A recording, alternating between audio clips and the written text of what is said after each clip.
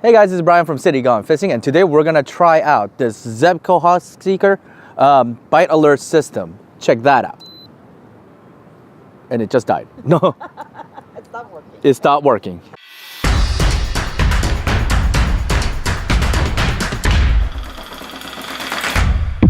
So check this out, guys. This is pretty cool. Well, first of all, the rod is actually really nice, medium heavy feeling actually. It comes with this, I believe, 20-pound monoline, green monoline. I mean, everybody around here that's been looking at this, they've been complimenting it. They said it's really nice, it's really strong, and it feels pretty good.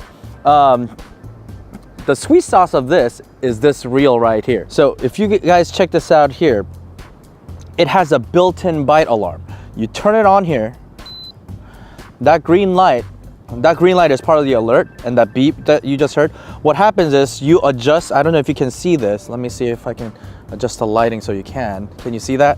So there's a bite sensitivity here, and when the line pulls,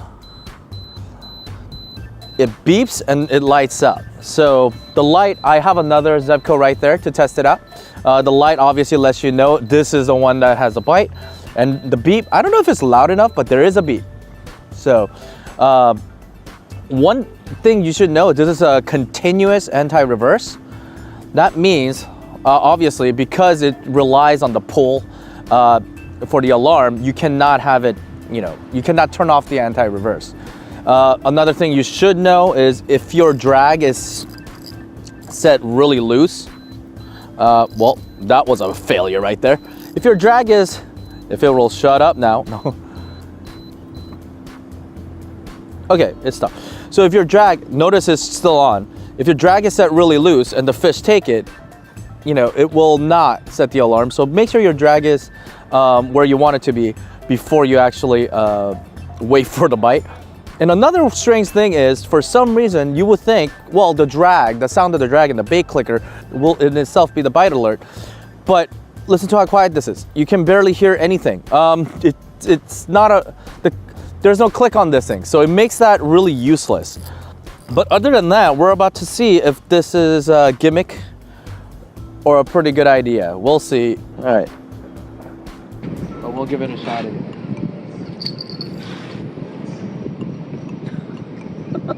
What was that?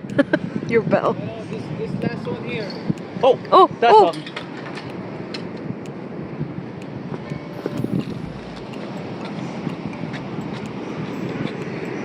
So my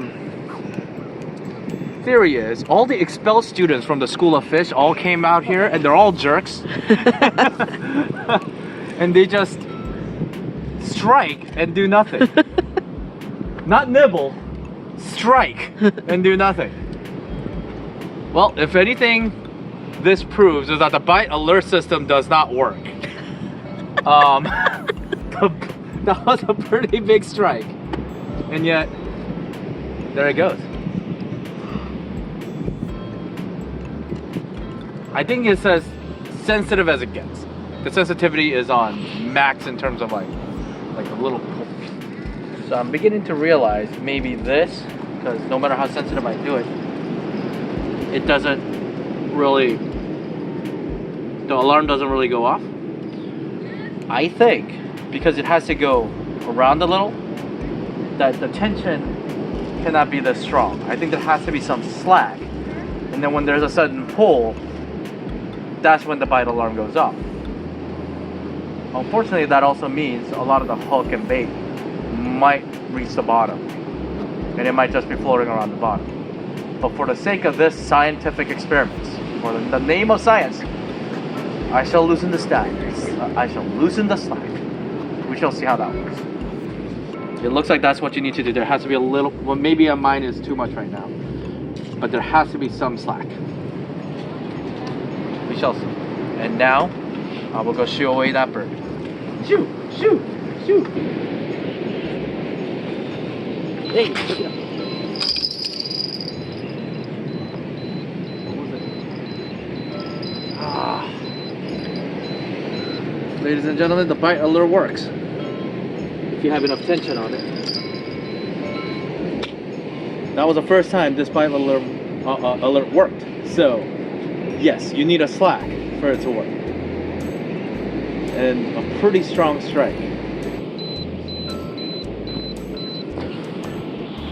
Alright, come on, what are you saying? It's missing a leg Oh, now. it's a claw. Yeah, it looks like a crab. So we know who's doing it. Who's stealing your food? Yeah, it's freaking trolls.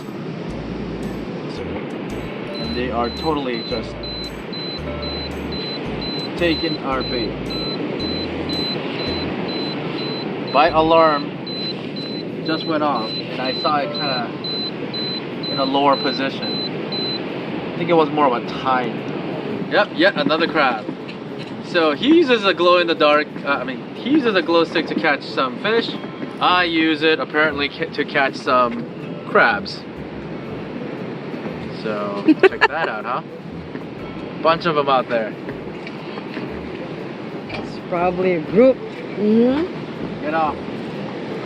So the Zebcos were interesting. Once I figured out what to do, I kind of felt confident enough not to use bells anymore. But unfortunately, we didn't catch anything on the rods, so I can't really definitively say anything. So this episode was filmed the same day the green light episode was filmed.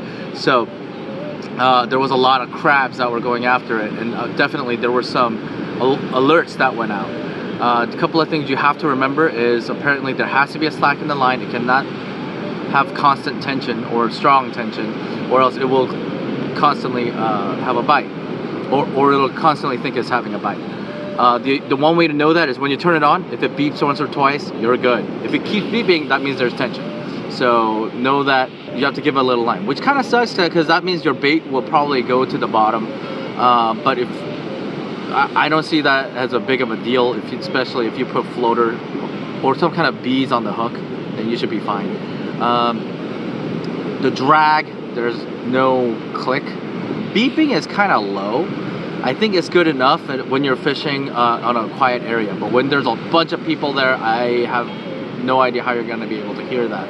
But the green light is pretty cool. I think it's a pretty solid rod though. Just even without that feature, just the rod alone and the reel, it's a pretty awesome combo. And I definitely would use it even if the bite alert wasn't working. So. But we're not done here. We're gonna try again. We're gonna come back here. We're gonna go maybe to a different area, and we'll see if we can hook up some fish and see if that works. All right.